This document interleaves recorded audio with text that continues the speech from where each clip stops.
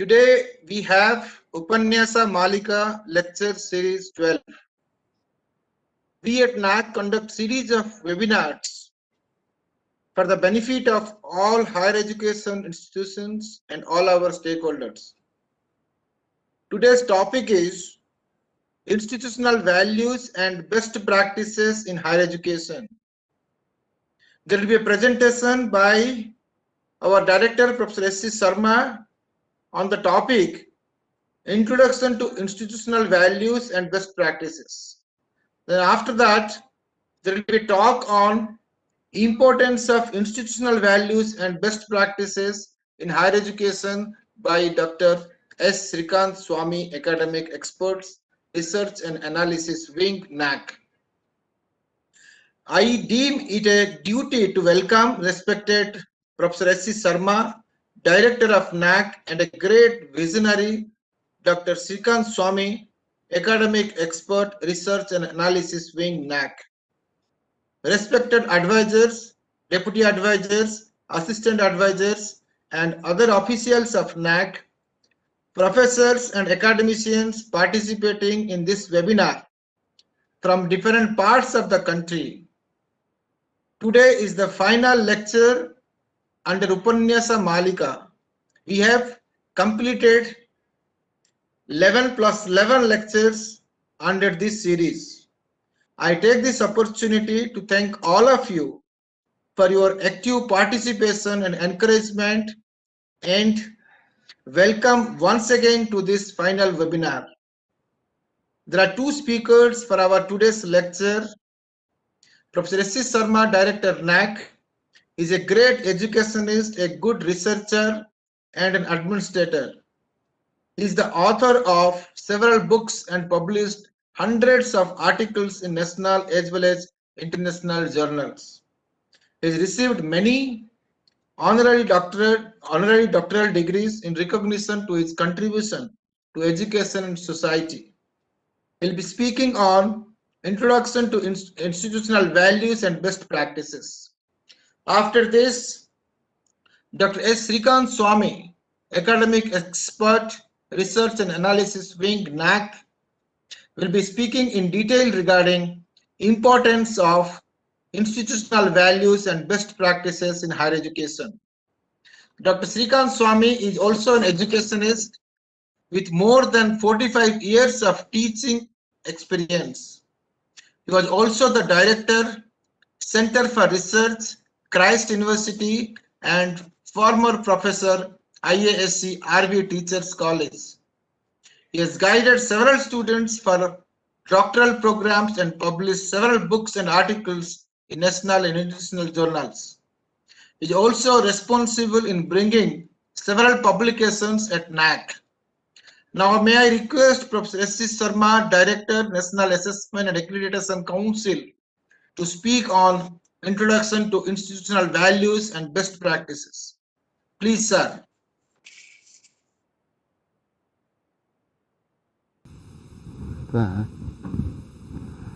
Namaste.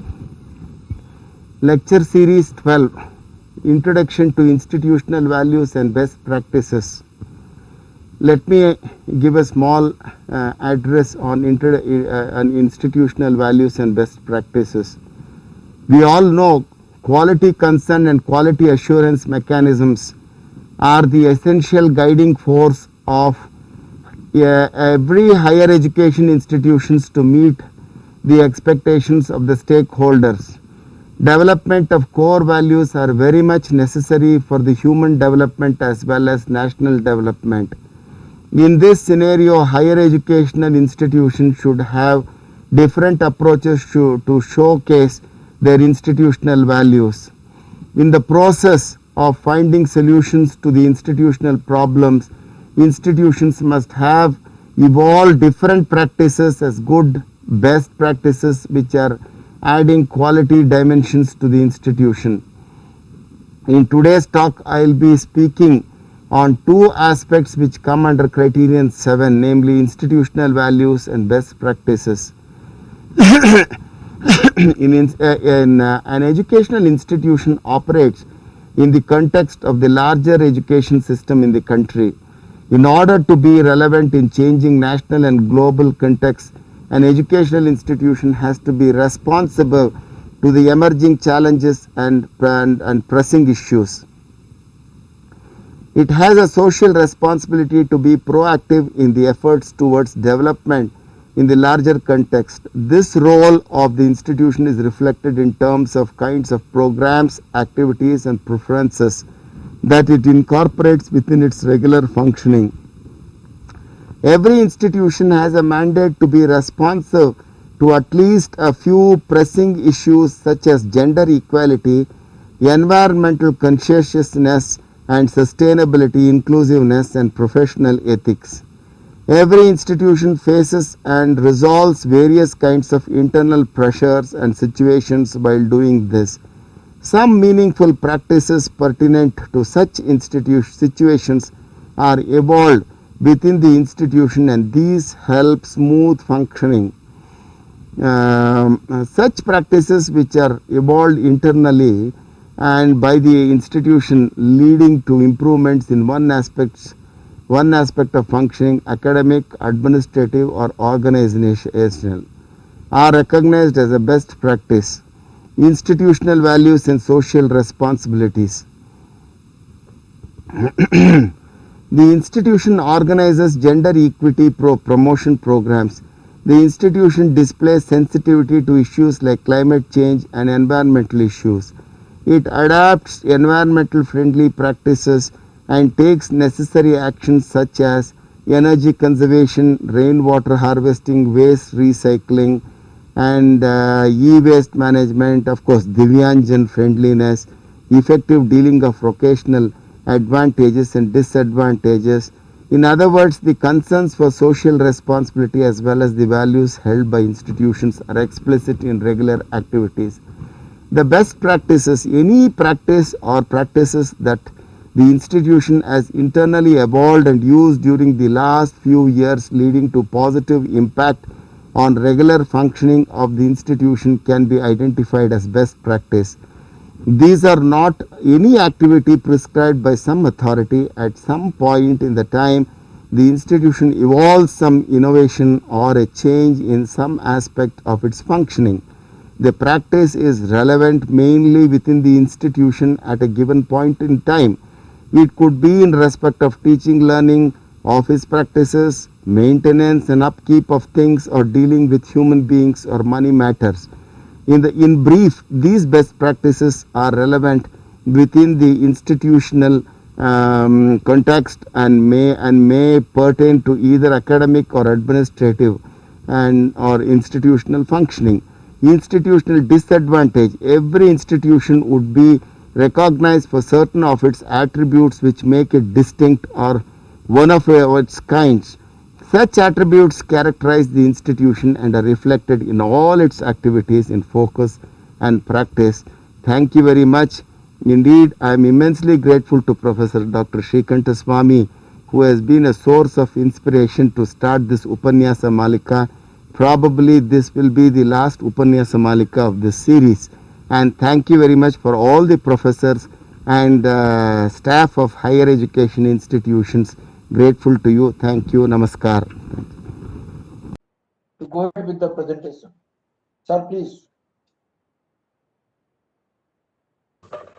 Sir, can you hear me? Yes, sir. It's audible. Please go ahead. It's audible. Kumar? Yes, sir. It's audible, sir. Yeah, thank you. Thank you. Thank you very much, sir.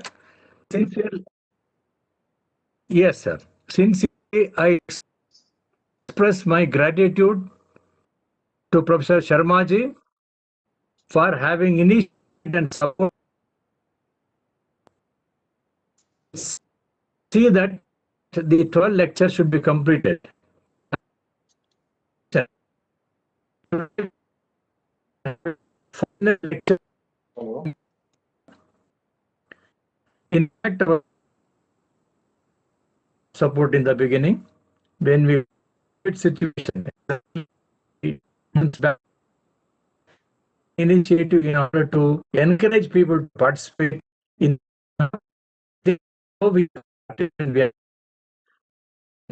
and this talk will make concentrate on grade 7, whatever the criteria that you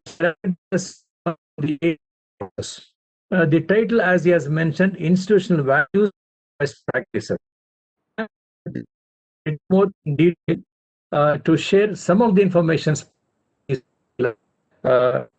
can you interest? Sir, can you and which switch is off very your much video, sir? Srikant sir, Right. can you switch off your video?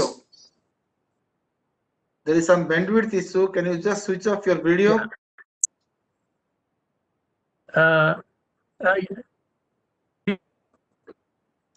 Switch off your video and go ahead, sir. One minute. Okay.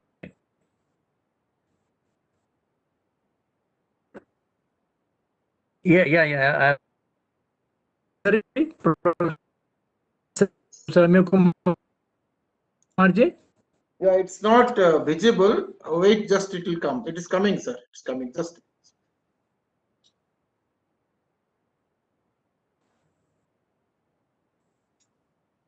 Oh. Is it taking it? No, it's not coming. Shall I upload once again? Yeah, you just. Now I think it's coming. Once again, you can try once again. Habib, can you give share option? Right. Sir, We gave the share option, sir. clear?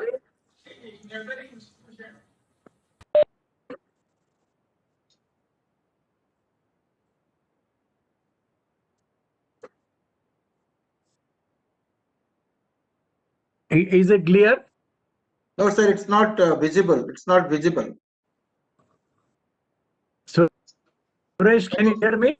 Yeah, it's not visible. If Shall I you start? like, yeah, you can send the. You can send me the slide. I will. Hello. You You can can send send me me the the- email. Sir, you But can send in me the slide. in my I will. laptop it is visible. Srikandaswamy, sir, you can send the VP to Rastar email, Okay. sir.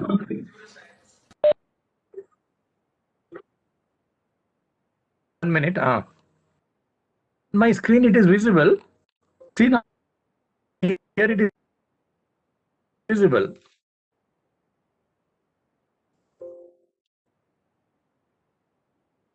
Yes, it's visible now. You can go ahead. Make it full screen and go ahead, sir. Fine. Is it visible now? Yes, sir. Hello. Make it full screen and go ahead. It's Okay. visible now. It's visible now. Yeah. Thank you. One special appreciation to participants from different parts of India. You have been a source for us to reach you and clarify some of your basic doubts. That is how we have started.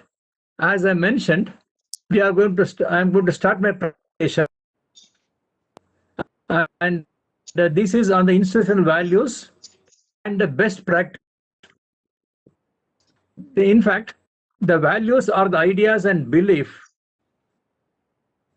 of life that goes to do what we do and be. Basic definition for values. There are different types of values we have already discussed. 1 minute. Standard or worthwhile, desirable. Therefore, any kind of a principle or a standard or a activity considered worthwhile or desirable as values. And there are different types of values. Like we have got moral values. Values you hold for yourself, but do not for other people. Therefore, similarly, morals, others such as right versus wrong, honesty versus dishonesty, being service to others. Therefore, moral values are values you hold for yourself, but do not force others. This is an important point. Similarly, we have aesthetic values like personal standards of beauty as seen in nature, art, music, personal appearance. In all this, you come across the aesthetic value. That's why we say aesthetic value is very important. Maslow has given a model known as hierarchy of needs. And in hierarchy of needs, he has given a place for aesthetic value. When do you think that people will achieve this aesthetic value? Means when the basic values are fulfilled, the belongingness and safety aspects are fulfilled, then only we can little level where they can fulfill about the aesthetic values.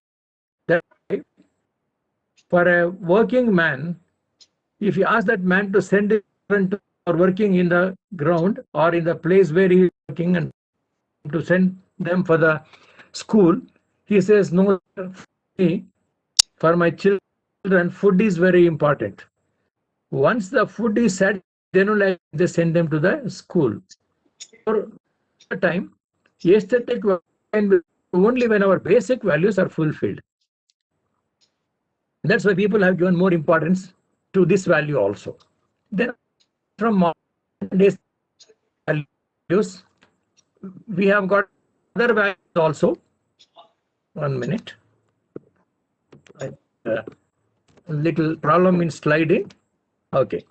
Apart from this, we are also having the performance values and benchmarks you set for yourself, such as reward or achievement, or self-disciplined accomplishment. So performance values are also equally important along with moral values. And whenever people are performing the values, they also keep the mark wherein they refer to the performance made by people, and they wanted to keep that as a target, and then they wanted to achieve it. Then apart from this, we are also having instrumental values and intrinsic values. Instrumental values are also called the values which means to achieve something. Which are to reach a being responsible, obedient, loving, ambitious, independent, honest. Some objectives which we consider in order to reach the goal, and these are also called instrumental values. Instrumental values means they are responsible, and without instrumental values, it is very difficult to reach the goals. That's why instrumental values are also really important. Most higher education institutions, they are not clear about the goals. They're very difficult to plan about their instrumental value. Some of them are clear and therefore they can plan, and they can also possess instruments by means of it that they can reach. Similarly, we have intrinsic values or the end value for a comfortable life, personal freedom, true friendship, all these things are also called our intrinsic values. Person wanted to be happy. We wanted to lead a comfortable life. We wanted to have a little more freedom. We wanted to have true friendship. We want to have a successful career. These are all the indications to show that intrinsic values. The moral values are important. Aesthetic values are important. Instrumental values are important. Intrinsic values are important. When all these things are clear to us, then those who are working in the institution, wherever it is possible, try to implement value, and so that they can see the end point, so that they can see product which are based upon these values. And that's why when we speak about institution, we also will speak about the institutional values and social responsibilities.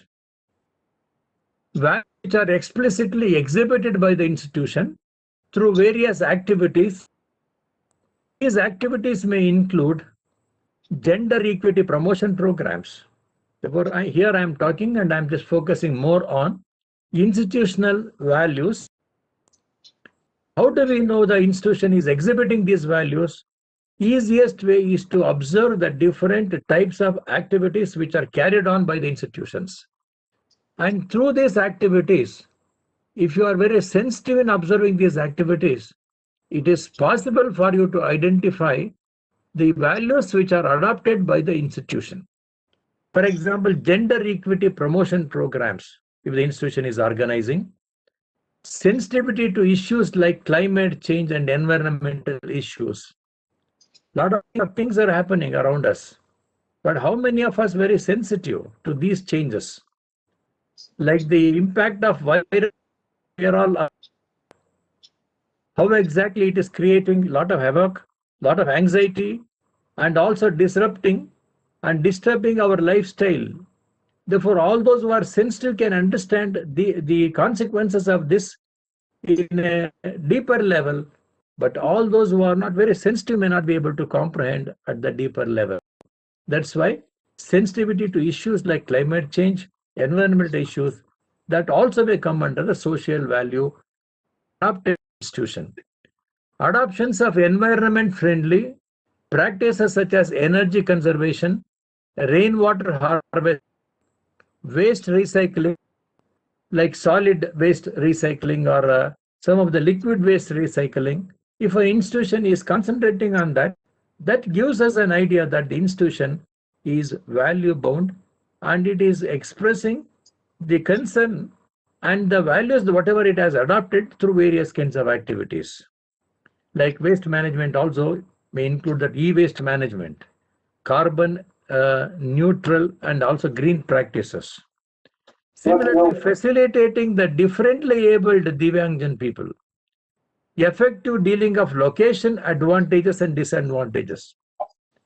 Supposing if an institution is located in a rural area or a forest area, close to a forest area, many disadvantages may be there. At the same time, some advantages may also be there. A good institution is one which is supposed to be aware of the advantages as well as disadvantages of its own location. If it is in an urban area, if it is in a rural area, what are the advantages? What are the disadvantages? And similarly, if the disadvantages are more, minimizing that and try to encash about the advantages. There lies the value concern. Similarly, explicit concern for human values and professionalism. This is equally important. What is our concern towards human values? All experts and all great educationists will say the ultimate aim of providing education is to make the people to blossom with very good human values, irrespective of the field of specialization that they are getting.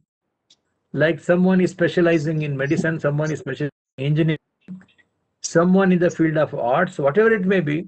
Ultimately, we want to convert them to become good human beings. Good human beings can possess good human values, or people with good human values can be considered as good human beings. Such good human beings, it is possible that the society can progress very well. Now, when it comes to best practices, this is another concept we have in grade 7. Friends, I hope my voice is clear. Any practice or practices that the institution has internally evolved and used during the last few years, leading to positive impact on the regular functioning of the institution, can be identified as best practices. So many practices the higher education institutions are doing. Maybe from the last 5 years, 8 years, 10 years they are doing. But among these practices, 1 or 2 practices are helping the functioning of the institution, accelerating the functioning of the institution. If some of these practices are helping, then probably we can consider them as the best practices. Therefore, practices in general, second stage can be good practices, and third stage can be best practices. Best practices means they should be complementary to the functioning of the institution. With these best practices, whatever that they have evolved, before the evolving this best practice, institution was facing a lot of problems, lot of issues that made people to adopt a mechanism, maybe based upon trial and error. Ultimately, they succeeded. They come out with a practice which is something like a solution which helped the institution to prosper very well. Therefore, that can be considered as a best practice. It could be in respect of teaching learning. Therefore, where can we have the best practice? Best practice with respect to teaching learning. What is the best practice? Then similarly, office practices. There also you can have best practices. Maintenance and keep up things are dealing with human beings or money matters are best practices in relation to the projects which are given to the students, project related best practices, research related best practices related to the assignments, best practices related to the assessment. I think a lot of opportunities are there. Therefore, wherever people are doing the task, their aim is to see that the task is performed very well. Thereby, it gives scope for them to have a best practice that they can evolve. But adopting that practice has resolved the difficulty or has brought in greater case in working, in that there are relevant within the institutional pertaining to either academic or administrative aspects of institutional functioning. Therefore, it can be an activity related to administration, an activity related to the academic aspect, which are very much relevant for the functioning of the higher education institution. The best practices can also be evolved in that particular area. Now, I have discussed about the institutional values on one hand, institutional responsibilities, like how an institution shows its sensitivity towards certain happenings around the institution, which I mentioned in terms of social responsibility, treating the gender related issues, etc. Then one more aspect that I'm considering here is the institutional distinctiveness. People always want it to be, this is the human tendency. Human tendency is, I want it to be different compared to other people. I am very unique compared to other people. My achievement is very unique compared to other people. Most of the great people, they want it to be very, very unique. It is their unique behavior. It is their unique commitment. It is their unique practice makes them to become very unique. Mahatma Gandhi is very unique. Nelson Mandela may be very unique because of his commitment towards certain aspects. Mother Teresa very unique. Like that, even among the institutions, because they have adopted various kinds of best practices, because they are having commitment towards the social responsibilities, in the process of doing justice to all this, most of the education institutions, they say that they are quite distinct compared to the remaining institutions. Thereby they say we are distinct, we are unique, we are different. Every institution would like to be recognized for certain of its attributes which make it distinct or one of its kinds. Such attributes characterize the institution and are reflected in all its activities and focus and all its activities, and also on different kinds of practices. Therefore, the uniqueness or the special attributes or the special character that is practiced in an institution, that makes the institution little bit distinct compared to other. We have come across great institutions within our own reachable distance, one or two. If you can just open with an open mind, if you can see them with the open mind, it is possible that some distinctive characteristics you are going to notice. But among these institutions, whichever the institution which possesses distinctiveness to a very greater degree, probably it can say, oh, that institution is quite distinct from that of the other. I think some of the institutions which are committed for certain moral values, certain institutions which are committed for human values. Many institutions are there. But if I just mention, I may be biased, you may say, but apart from that, you can be very open. But many people will say, they say Ramakrishna Vidyalaya institutions, they are known for their own distinctiveness because they do a lot of prayers for the common people. They encourage people to practice their lifestyle practice that they are giving, what time to get up, what time to go to sleep. I think it's distinctive characteristics. I think Satya Sai institution also face that they are teaching the moral values. Or some other Christian organizations I have come across, they say we are committed to giving the holistic education where we develop all these human values. Therefore, we want it to be very distinct, very unique. Similarly, I have come across many other religious institutions, different kinds of religious institutions with all regards, respects, keeping their own religious background, keeping their own commitment towards the values and human values.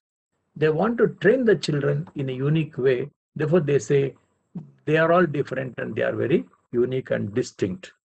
Like that, I think we have to encourage all those who are very distinct.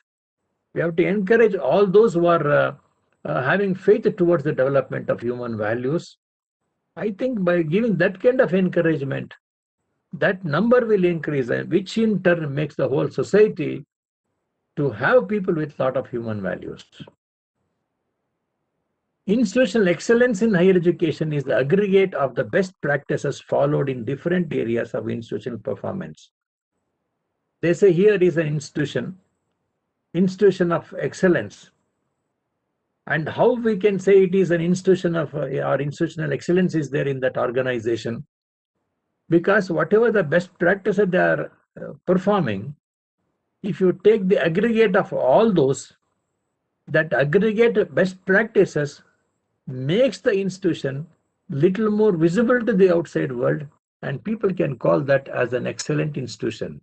Therefore, there is a correlation between the practices what the institution is adopted or doing or performing to the way in which the institution is visible to the stakeholders as good institution or best institution or excellent institution. NAAC has taken an initiative to bring out best practices series on various themes to help the institutions of higher learning to replicate and learn from the best practices. Though it is there under criteria 7, only when the visiting team goes, some of them will be able to get better enlightenment through their interaction. Or all those who have studied, they have understood by referring to the glossary, reading in between and understanding the consent, the realistic meaning, those institutions may be performing better. Therefore, in order to encourage the general institutions to have a better perspective of best practices, NAAC has brought out many best practice series, and they are all available even now at the NAAC. And people, those who are interested, they can write a formal letter and they can get it. Most of them are given as free of cost. You can just refer to some of these best practices. So far, NAAC has brought out 6 publications in this series, best practices in library and information.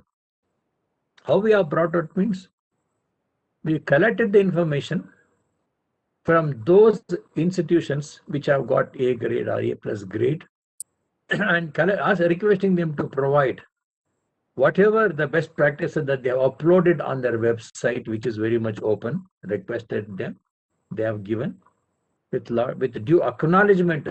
The information is taken from various higher education institutions and then edited, and then we have brought out in the form of small booklets.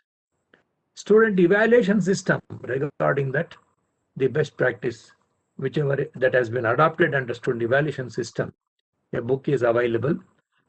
Community engagement under the best practice series, another book. Student feedback system, another book. IQAC and curricular aspect. I think this is also very important. Many people are having this IQAC. Many IQAC coordinators are also there.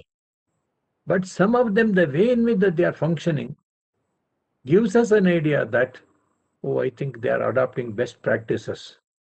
That's why they are able to support the institution and make an institution to get a better grade for IQAC and curricular aspects. Management practices and case presentations is equally important.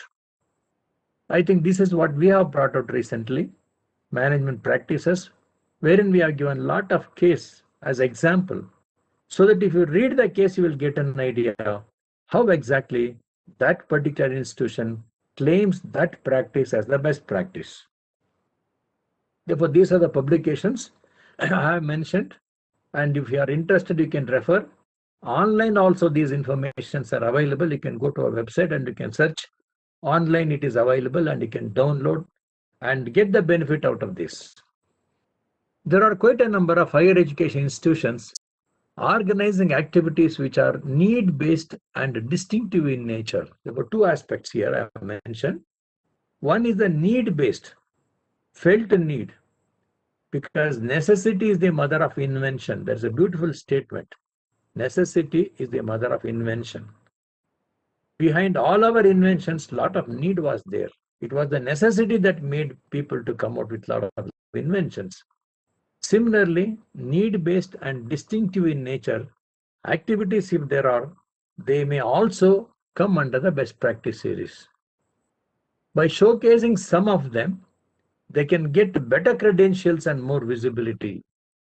They are usually the outcomes of good knowledge management and consistent results on which they can rely upon to get success.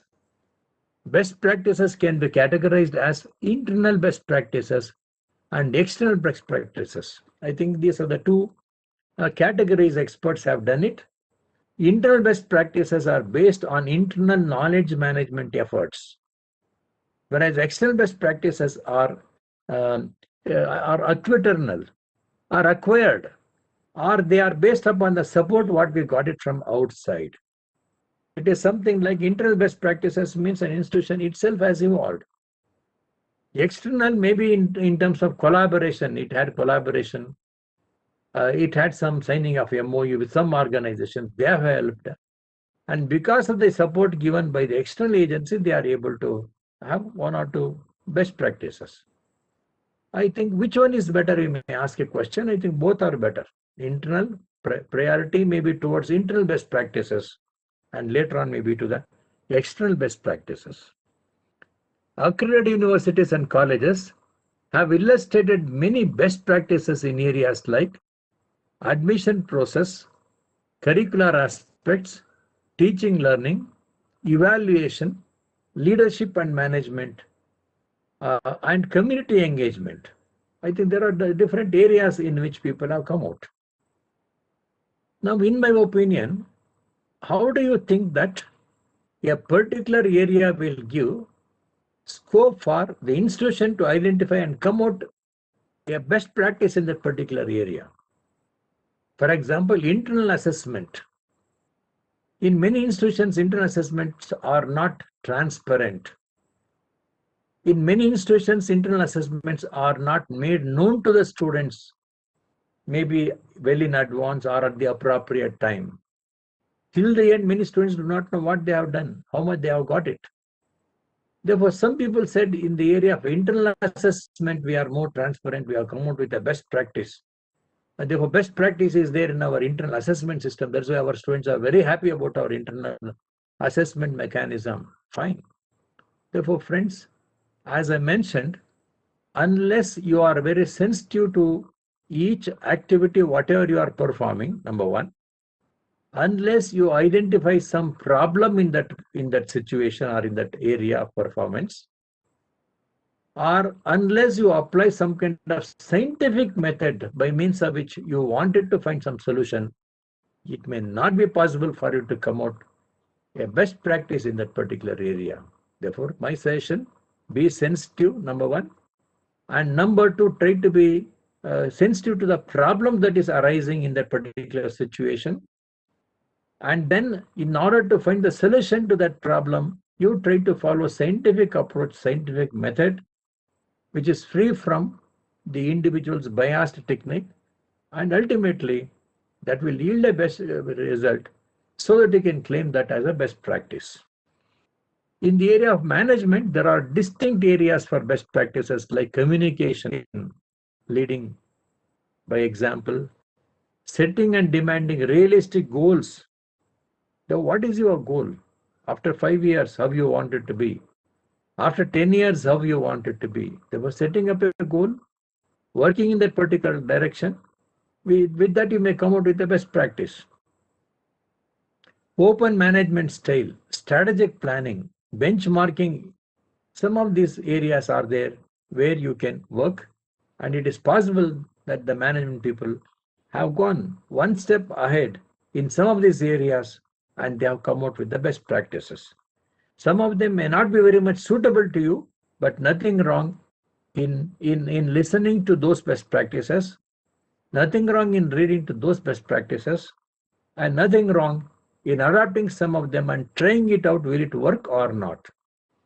But many experts will say, whatever the best practice an institution A has come out, I think it need not be 100% applicable to another institution B, because a lot of changes are there. Organizational climate, there is a change. Organizational culture, there is a change. Staff pattern, so many things. Because of these variations, it may not be possible for you to mechanically adopt a best practice adopted and evolved by an institution mechanically to your own institution. It may not be possible. Now, under the best practices with the following subheading that we have suggested. Therefore, what are the best practice people have suggested? NAAC always believes in documentation. And we are asking you, all right, so many best practices you are having, but we wanted to know any two. Would you like to mention the two best practices of our institution? If you ask, some of them may casually say, but it will not mean anything to us. We want better clarity. We want better understanding. And we want that it has been practiced and therefore it has become a best practice. Theory is not very important. Practically they have achieved. Therefore it is a practice. In that we want some evidence. In this connection, when we prepared the best practice series in NAAC, we have suggested even peer team members also, when they go, they check up all these aspects. They have suggested the institutions when they are filling up the SSR to provide the details about the best practice under the following headings. But some of the institutions have taken this as it is and they have given, whereas some of the institutions have slightly modified. For example, title of the practice. Therefore, we ask you, what is the title of your best practice? The title is very important. Then the context or the content of that best practice, we have to describe. Supposing if you say internal assessment, that may be your content. In what context that you have brought some kind of change there. Therefore, what is the content? Number one, what is the context? Number three, objectives of this practice are the goals. Why you have come out this as a best practice? Or what are the objectives of this practice? What are the objectives? Then, what is that best practice? Little more detailed regarding that best practice as it is. In the content you are given, maybe somewhat like technically. In the best practice, keeping your own institutional background, you are going to explain.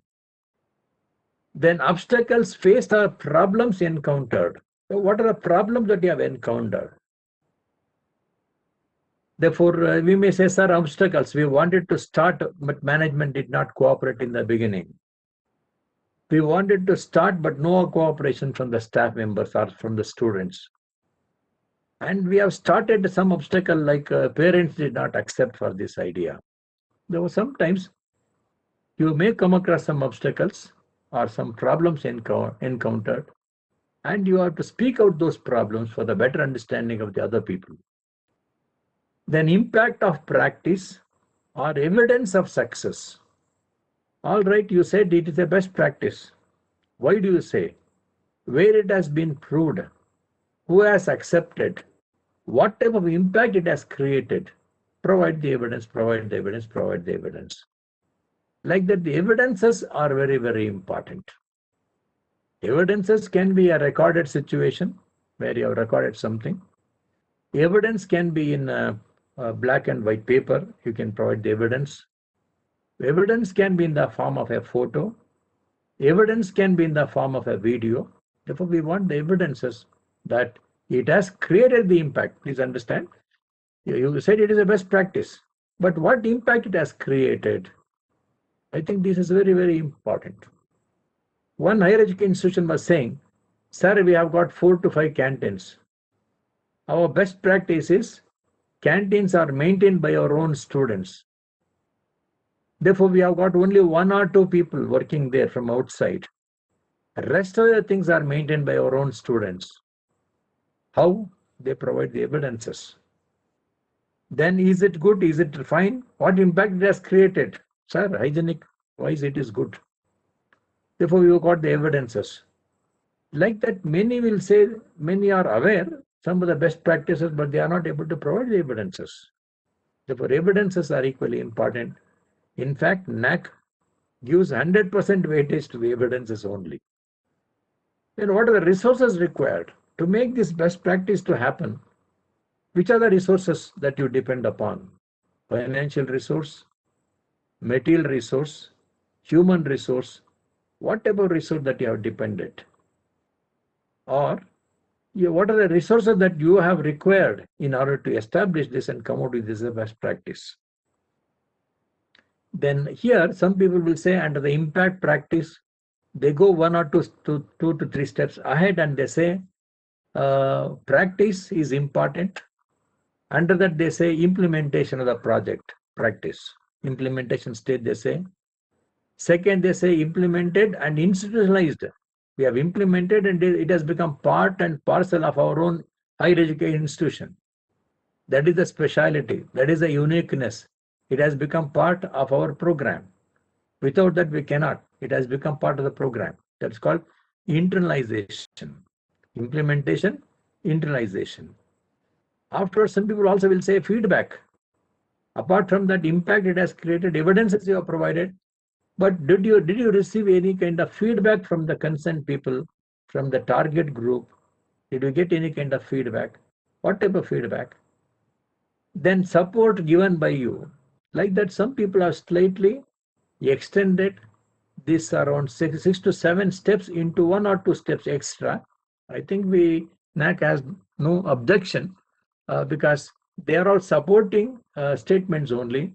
They are all the supporting steps. Therefore, I think can be accepted.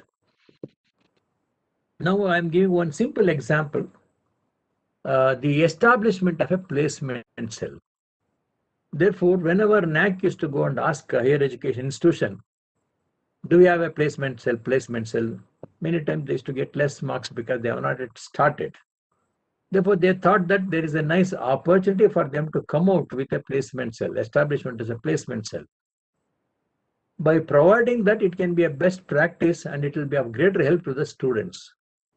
And it can create a greater impact for the parents also. It may attract the parents. Therefore, an higher education institution, I can mention, but I am avoiding the name here. But definitely we thank the institution which has given the information regarding this. The placement cell, under that the mission they have written. Mission statement of the placement cell they have written, like enabling every student to acquire employability skills, plan and manage their careers for their personal growth, and also to contribute to the society at large. See what a beautiful mission statement they have written. Enabling every student to acquire employability skills, very important. Plan and manage their careers. Therefore, they should know how to plan their careers, what course to take, which course will be having better employability. And then if they are taking the course now, how can they manage the course? Then similarly, by referring to the planning and managing different types of courses, it helps for their personal growth, and which in turn ultimately contributes to the society at large. This is very, very important. Therefore, they have come out with a beautiful mission statement. Therefore, you can mention that when you are providing details regarding the best practice from your institution, you also can write that. Then under what context that they have come out with this idea? The ultimate aim of education is personality development and employability, definitely. You ask any student, why are you going to the college? He says, sir, I am going to get a degree. Then what? Then to get a job. What about knowledge? It is understood, sir. It is implicit, he may say. Like that, the personal development is one aspect and employability is another. The placement cell focuses on the latter by helping the students with recruitment training and handholding during selection. So most of the students do not know how to face the interview. Some students, as you are all familiar, they must have got 90% marks, 95% marks. But those who have got 70, 80, they have been selected. These students will say, what, sir, we have got 90%, 95% we have not selected. Students who have got less than our percentage, they got it. Now, friend, that is because we are giving training for you to get the specialized knowledge, then skills, but employable and also the employers, the skills which may not be completely training you in that particular aspect.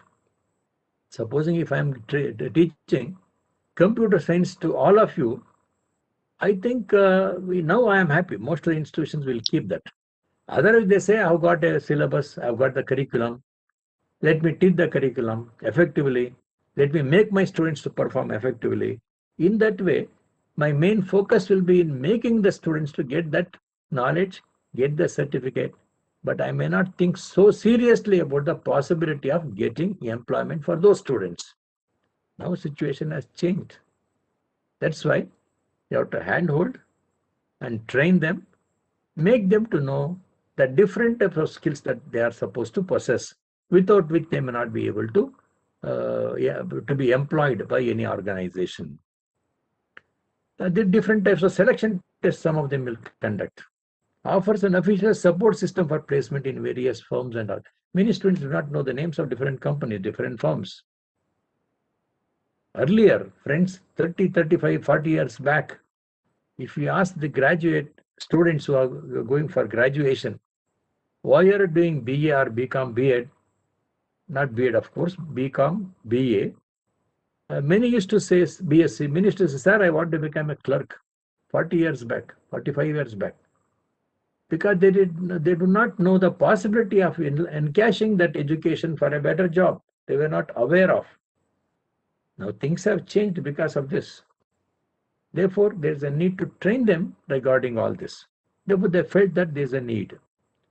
The placement cell has managed to establish communication links with many of the organizations interested, because they said the context was they do not have any contact with the companies, with the firms, with the industries. Therefore, they thought that there should be some kind of contact so that employability becomes easy. That's the context. Then their goals. I've taken this example so that you can understand easily. Especially my friends, those who are there in the government school, college, rural colleges, or tribal colleges, I think this may be definitely of some help to you, so that with little more confidence, I think you can think of coming out with better best practices. What are the goals that they have kept in mind to establish this placement cell? Number one, to create an interface between industry and the college. That is their objective or the goal. Sir, hitherto, no interface was there between the industry and the college. Now, because we have established this placement cell, therefore we are going to have an interface. Very good. To provide training in employability skills for students to face the corporate world. Therefore, I think that institution has felt. Maybe they are giving some kind of technical courses many students are taking. Therefore, they say, therefore, this goal is applicable to them. If you want, you can slightly modify, keeping your own students and the different courses, different programs you are running, you can slightly change. To provide training in employability skills for students to face the corporate world, to help students find employment opportunities. Very important. Many students do not know. Earlier, there was a period all these graduates are supposed to go and register in the employment office. There is an office known as the employment office, employment exchange office, employment office. They have to go there and they have to register, then wait months together. Then one fine morning they used to get a postcard or a letter saying that you have been appointed in such a place. It was really a golden news for these students. But now things are changing. Therefore, to help students find employment opportunities, then aid prospective employers to communicate them human resource requirements and accordingly prepare students for placement. Very important.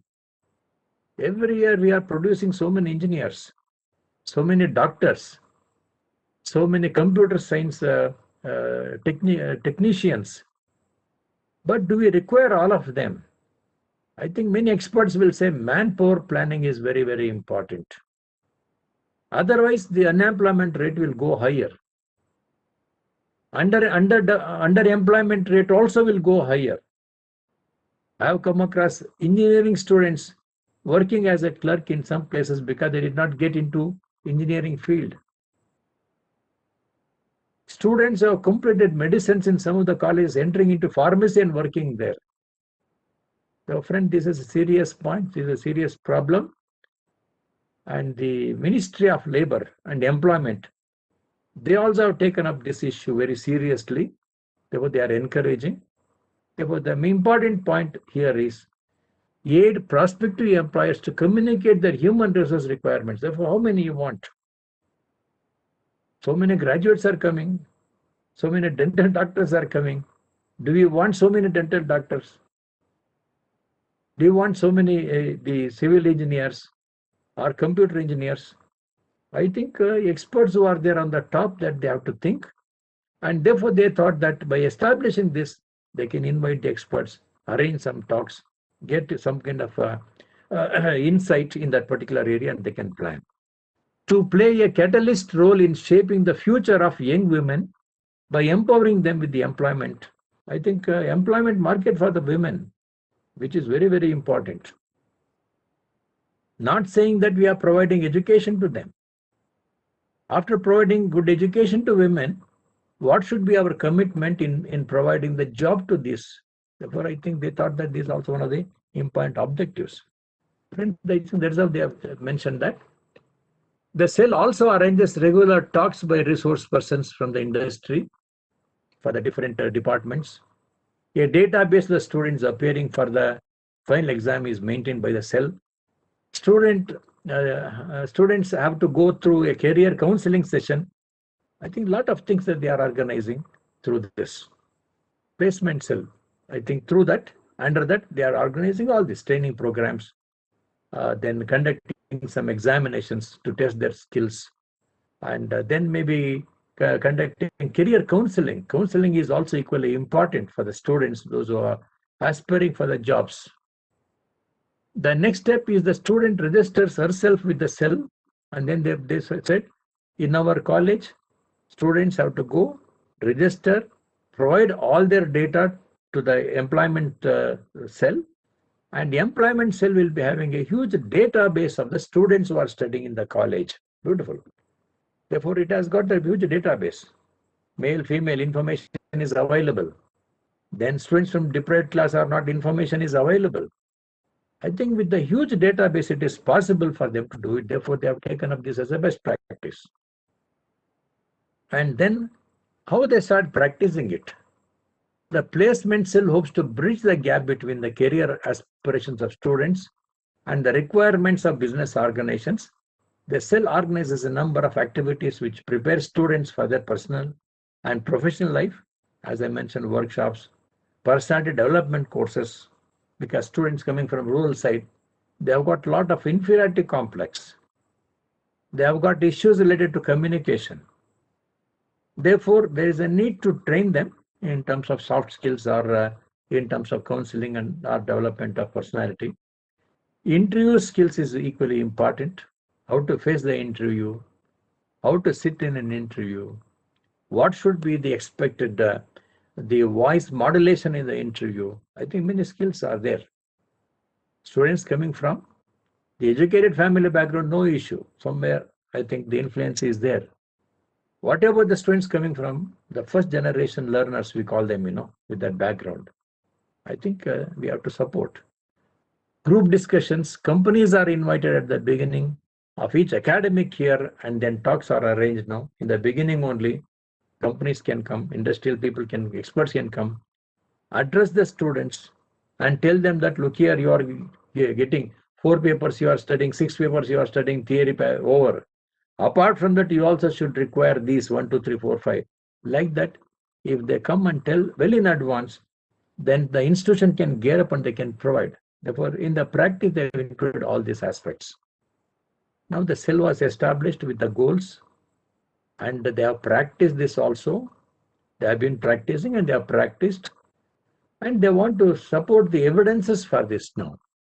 The feedback they have received from the companies that have recruited their students is very encouraging and positive. Therefore, what they used to do, asking the company, sir, from our college, last year you have just selected 30 students. How are they doing? How are they performing? Do you think that they have got the update knowledge or not? Like that, contacting the people in order to know the evidences regarding the success of these people. Supposing the industry says, industrial people, what we have taken 40 people, only 10 of them could retain. Other 30 people have already vanished and they have gone out. Means what? They were not able to withstand our workload. Or they may say they are not having the latest knowledge to deal about the present situations in the company. I think beautiful point that they have done it. Therefore, this is the best example that they have given. And they have also given which are the companies it has come for them. They said for them, McKinsey company came, Goldman Sachs came, HCL. I think so many companies. Because companies also will see which college is better. They are also searching for the bright students. They are also searching for the students with beautiful skills. Because company appoints students with good knowledge and good skills and good attitude, in my opinion. Good knowledge, good skills and attitude. I think they are going to be the strong pillars for that company. Automatically the company will go. And then some people also will ask this question. How many companies came, sir? 30. Which are those companies? By looking at the names of those companies, experts also will judge at what rate your students have been appointed, and to which are the companies which they think that your students are going to be the potential students and employees for that particular company that they may say. Therefore, they have given some evidence that they have started the placement cell with that, and ultimately they are mentioning so many companies came and they have got some kind of feedback about their own students, because that feedback will tell. For example, company may say your students are not good in communication skills. Higher education institution can plan and they can monitor and they can do very well. The placement cell bridges the gap between the career aspirational students and the requirement of business organizations. The cell also organizes a number of activities which prepare the students for their professional life. Some of them initiatives of the placement cell include the career counseling workshops, which I said earlier. They have written it here also under the implementation stage. For implementation also, they used to conduct the programs, training programs, and thereby they are equipping the students. Now, as I mentioned earlier, they say institutionalization. How exactly they made this project or this practice completely institutionalized? The best practices were institutionalized in 2002, keeping with the mission and vision of the college. Empowerment of the girls in various aspects, especially employability standards, were set up to follow these best practices. And they say, institutions say, already you are doing. Are we in the right track? Is our cell is doing very well or not? Like that, they make that the institutionalized means it should become part and parcel, and every year the placement cell should function very effectively. Not 2 years it has worked, sir, then we have stopped the placement cell because the companies are not coming, industries are not coming, other people are not coming. No, it should go. It should become part and parcel. Principal as federal institution designed the strategy of the placement cell and had the process. They are saying principal has given the support. Some people may say management has given the support. Some people say initiative taken by the parents. Like that, they have given their own reasons for that. Then internalization is equally important. In keeping with the policy outlined, the placement cell and the faculty members have an interactive session on the requirement of various industries related to their specific domains. Accordingly, experts from the industry are represented on the board of study. Therefore, internalization means placement cell. You invite one or two external people also, have a committee, and see that the committee is transparent. Committee is very transparent. Committee is functioning objectively, no subjectivity, because external people are also there as the members now. In that way, they have internalized and they made the system little more scientific in nature. Disseminates the best practices. All right, you have done that. How do you make other people to know this best practice? The graduate and postgraduate students in the humanities, commerce, and science streams have been famous alumni who have excelled in their respective fields. This brand equity has ensured that most of the top companies have excelled.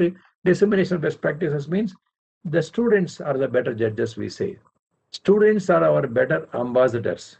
Therefore, I think the placement cell, how it is functioning, students, how many of them have been employed, that itself is an indication for this. Then support given by whom? This is also equally important. The management, I think I am revealing the name here. This is a practice adopted by Mount Carmel. Therefore, they say management has given the support. It has given a lot of support. Therefore, they say management support was very good. Then how it was good means large premises with all facilities are made available for the engagement. Otherwise, sometimes management may say, what sir, why do you want? Instead of that, we want two more classrooms. The placement cell and what facilities we are providing, we can have 1 or 2 classrooms. We can appoint 3 or 4 teachers.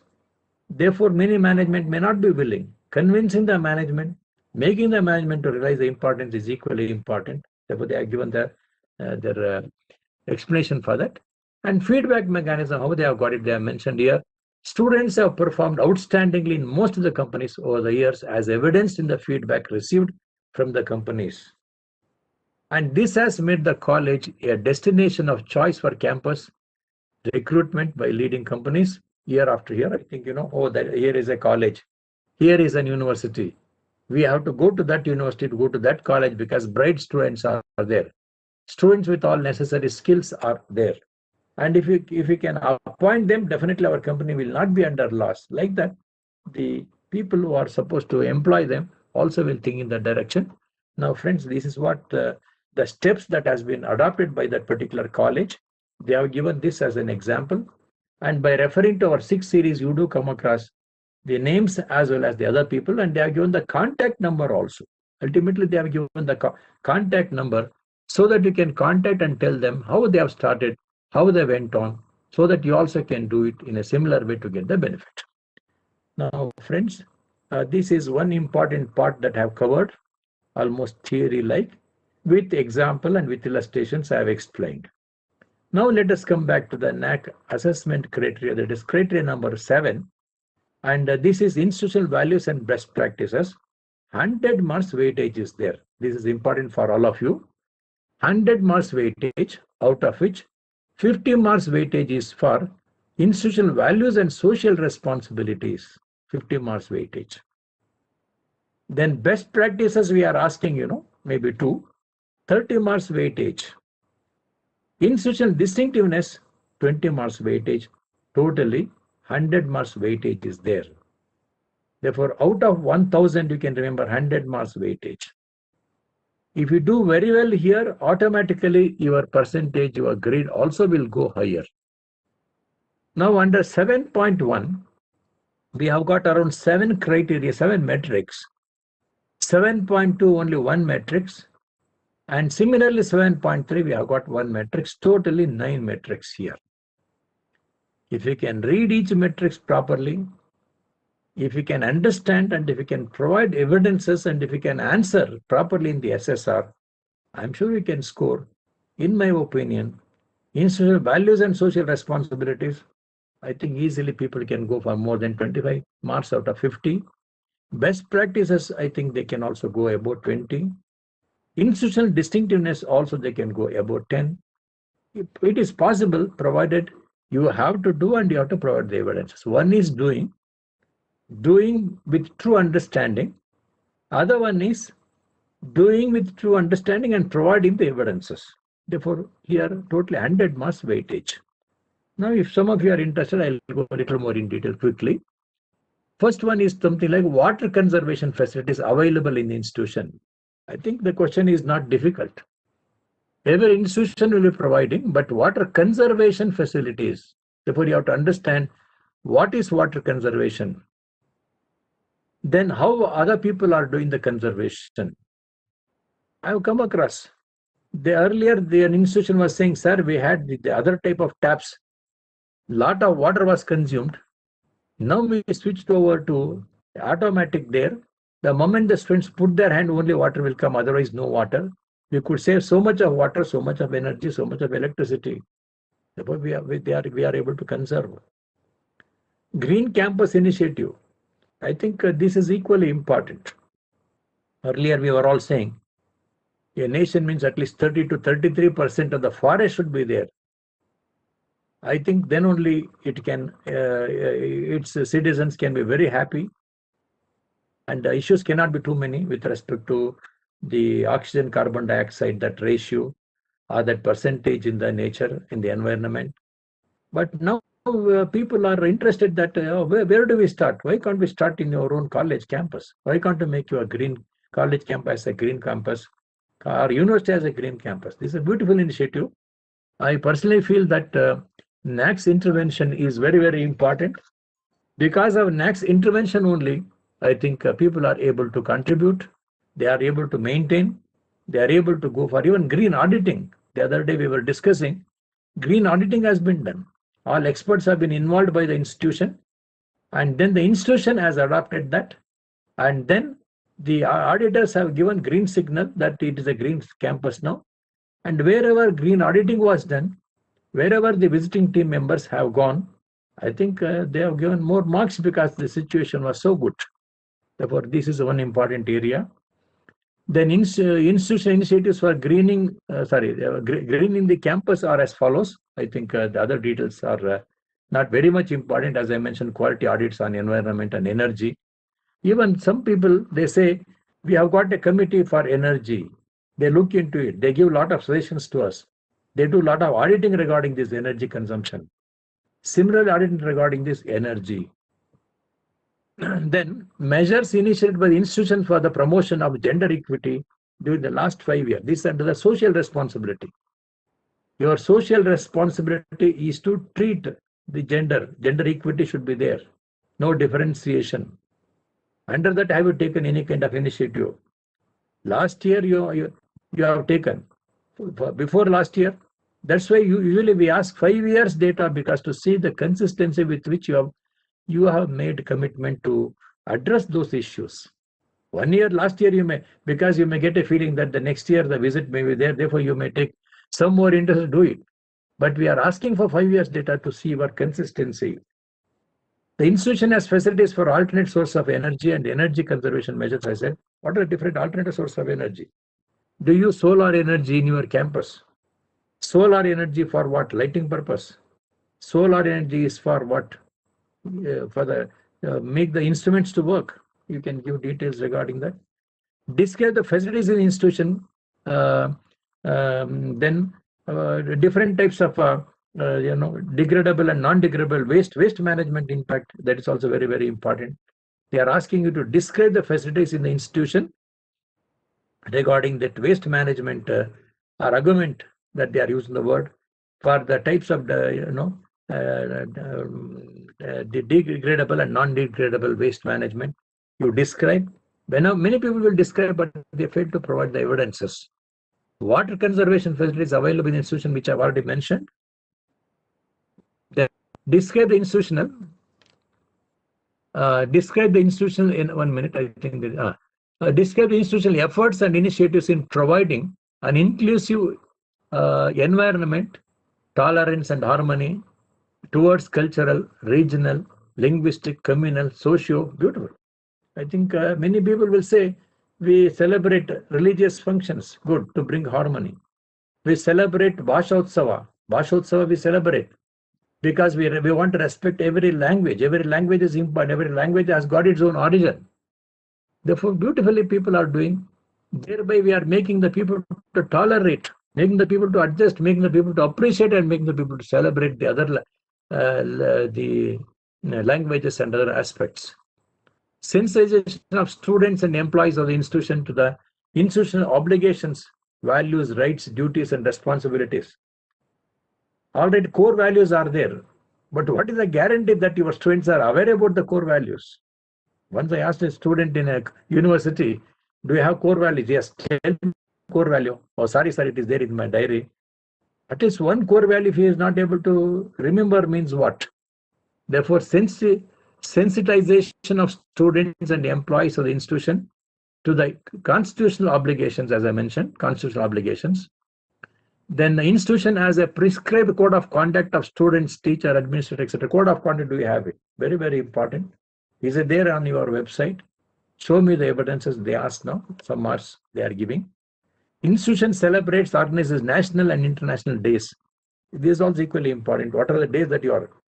Many will say, sir, we have celebrated Gandhi Jayanti, fine, celebrate other one. Good, very nice. Apart from these great leaders, the celebrations, apart from that, any other that you have done, any other you thought of? Every year you come across so many international days are there to celebrate. I think this is to make you people to open your eyes and to see the world, how they are respecting the nature, respecting the people who have started an organization. I think there are different ways to do that. Under the best practice series, I think 7 I have covered there, which contains 50 marks. This will contain 30 marks. Describe that best practice successfully, implemented by the institution as per the NAAC format provided in the manual. Then next one is portray the performance of the institution in one area distinct to its priority and thrust within 1,000 words. They are asking, in what way your institution is different or distinct, right, in 1,000 words. Here 1,000 words are minimum words and maximum meaning. Therefore, in 1,000 words, you are supposed to explain the whole thing, so that main highlight should be there regarding the institutional best practices. That's what you have to just plan. Now, friend, this is what I've planned the whole thing.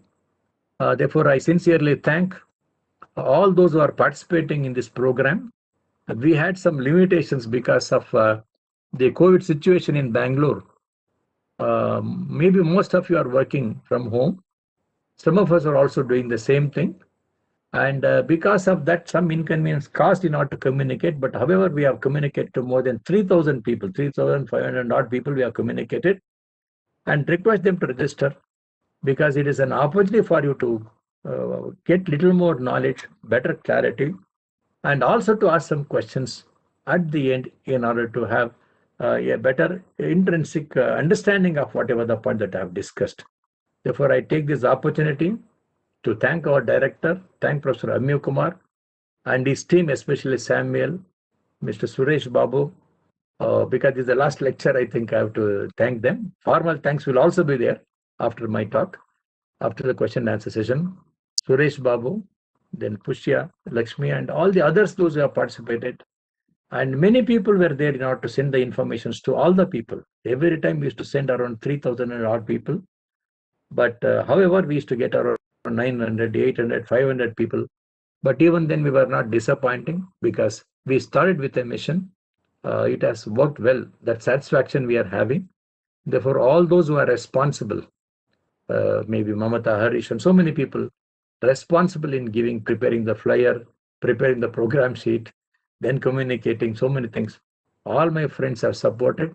Therefore, I sincerely express my wholehearted thanks to all of them, and my ICT team, and all advisors, deputy advisors, 10 advisors who have given a lot of encouragement. Most of them have seen this and they have come out and said,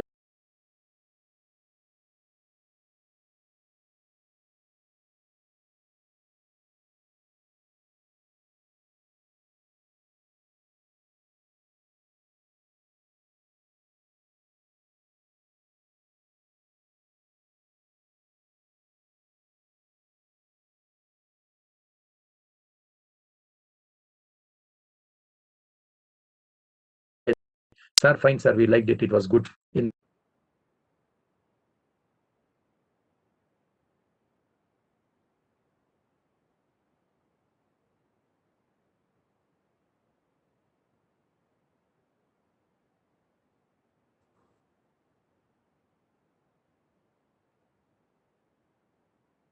Professor Amya Kumar? Hello. Please, sir, continue, sir. Continue, sir. Yes, I think I have completed. I have completed, sir. I have completed. Completed, sir. Okay. Yes, I have completed. In case they are asking any questions, in case they are having, they can ask.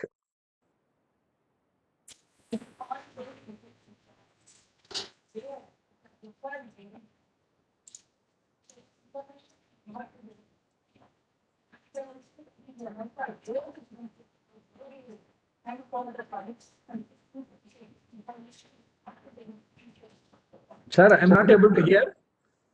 Any question is there? Amya Kumar ji? Yes, sir. Yes, sir. Checking, sir. Habib here, Please, sir. Habib? Habib? Yes, sir. Oh, thank you. You are there. Thank you. Ken.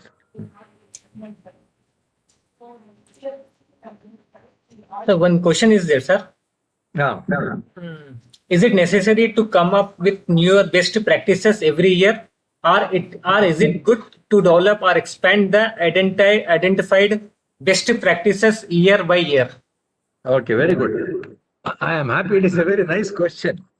Nice question, because here we are not going to ask any question like how many best practices you have evolved during the last 5 years. We don't ask the question.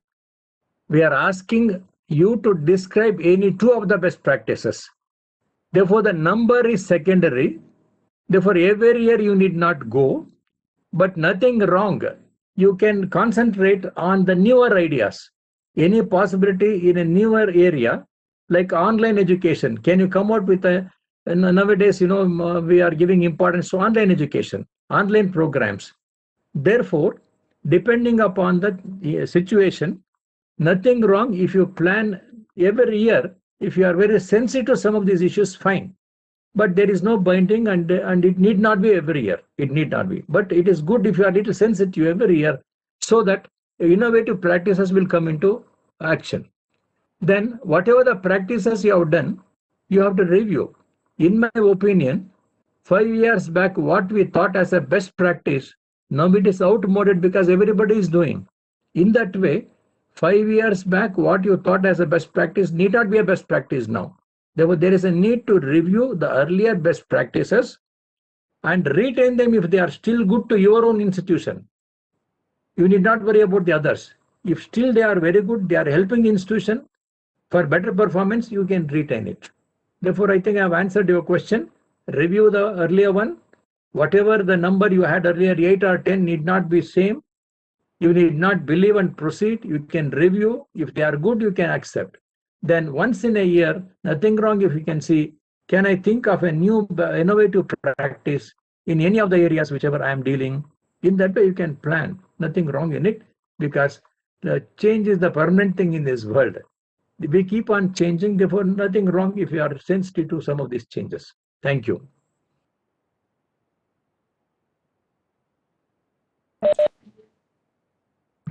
Dr. Mohinder, you may ask the question, sir. Yeah. Yes, thank you.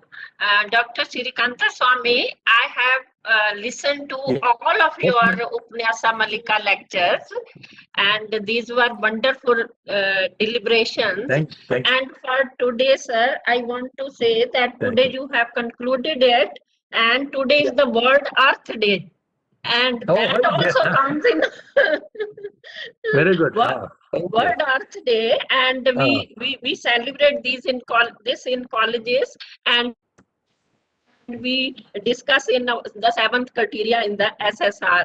So on the right day, you have discussed the right part, So I am highly thankful to you. I am highly thankful to Director NAC and Amir sir for giving this opportunity to listen to all the lectures. So I just wanted to thank you today, because today's deliberation is very much clear in itself. But whenever the colleges, they write in SSR, then sometimes they fail to distinguish between the best practice and the distinctiveness of the institutions. Sometimes, this happens. Very good. Yeah. Sir, I want to have your email also to communicate with you. Yeah.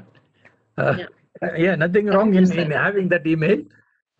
We can display because as an academician, I can just help.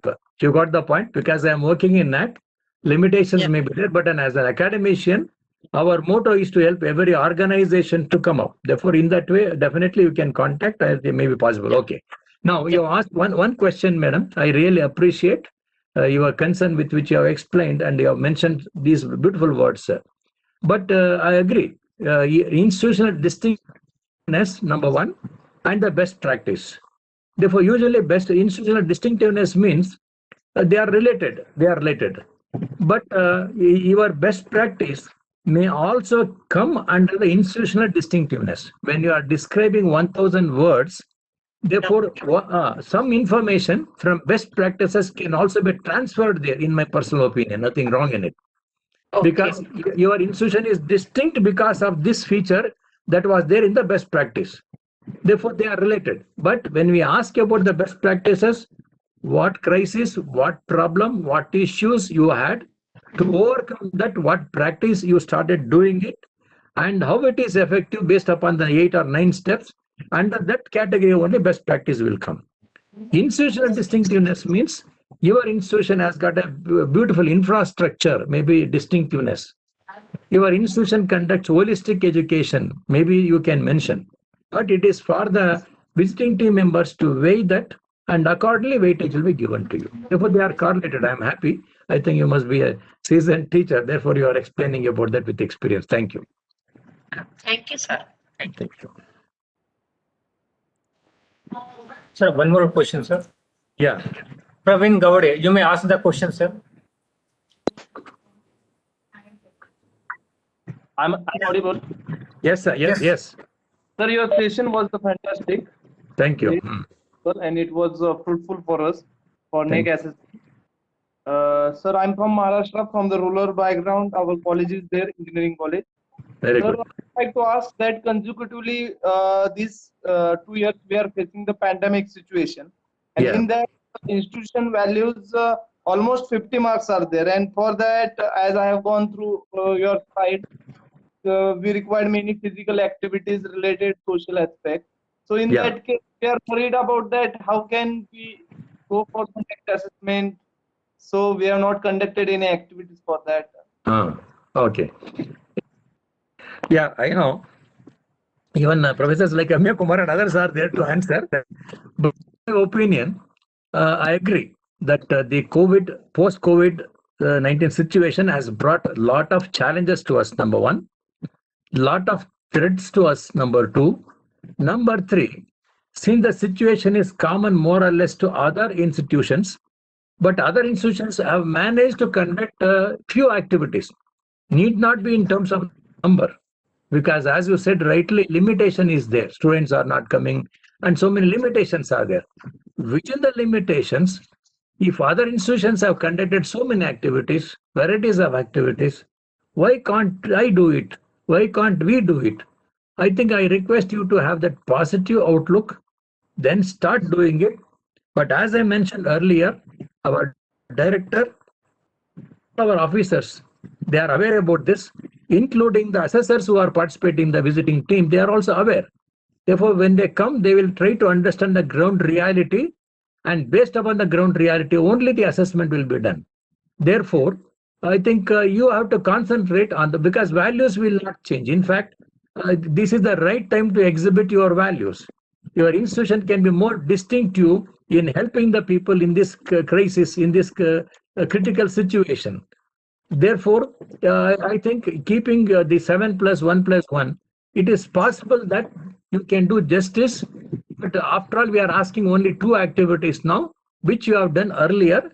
You can show that also during this situation, we may not be able to take up any other practice, but whatever you have done, I think you can mention, they can understand. Values are eternal. Things will come, but it is a nice situation to apply the values I said. then the social responsibility also we can take up. Lot of opportunity during the COVID situation to take up the activities related to social responsibility. I think it is possible, sir. I can understand the ground reality, but however, people will weigh. They have got a better method of assessing, and the situation is common everywhere. In most of the situations, it is common. They are also sailing in the same boat like you, but difference may be there. If they are doing well, why can't you approach them, take their suggestions, and proceed in that direction? This is what I want to just say. Thank you.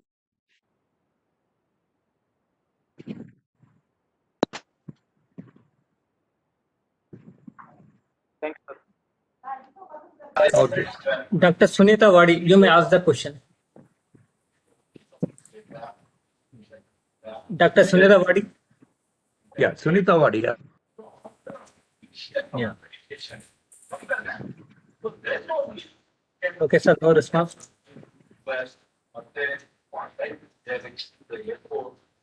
Hello. Hello, Habib. I am not able to hear. Yes, sir, your voice is audible, sir. No, asking the question. Yes, one minute, sir.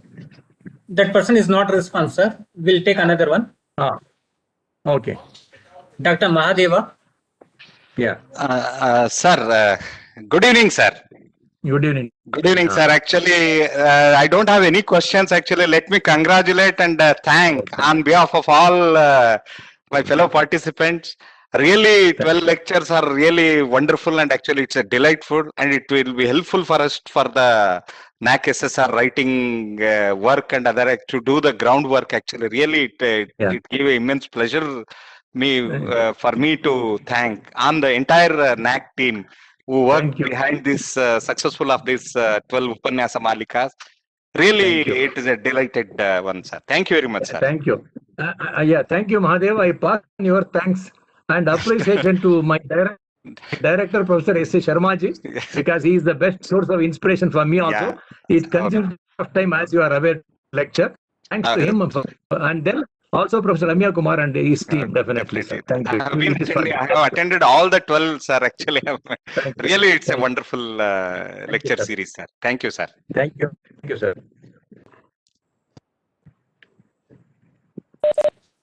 Okay, sir. There is no more hands.